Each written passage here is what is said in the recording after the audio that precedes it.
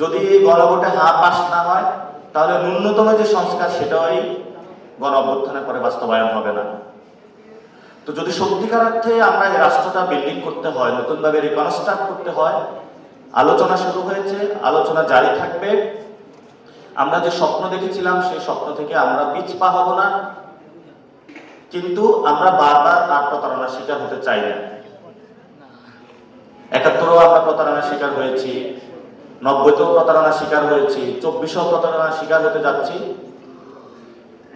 আমাদের যে লাস্ট সুযোগ, এই নির্বাচনে আসছে, নির্বাচনে একটা রিফর্ম অ্যাসেম্বলি হবে, যে রিফর্ম অ্যাসেম্বলির মধ্য দিয়ে ন্যূনতম যে সংস্কারগুলো আমরা বাস্তবায়ন করতে পারবো।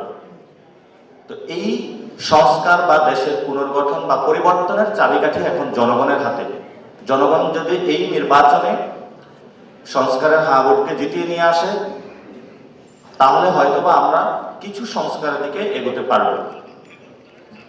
গত ১ বছরে বাংলাদেশের কোনো মৌলিক জায়গায় পরিবর্তন করা হয়নি, এবং পরিবর্তন না হওয়ার কারণে এই যে ঢাকা ৮-এর গণতান্ত্রিক প্রক্রিয়ার লড়াইয়ের অন্যতম শহীদ ওসমান হাদিকে দিনে দুপুরে মাথায় অস্ত্র ঠেকিয়ে রাস্তার মধ্যে ফেলে দেওয়া হয়েছে,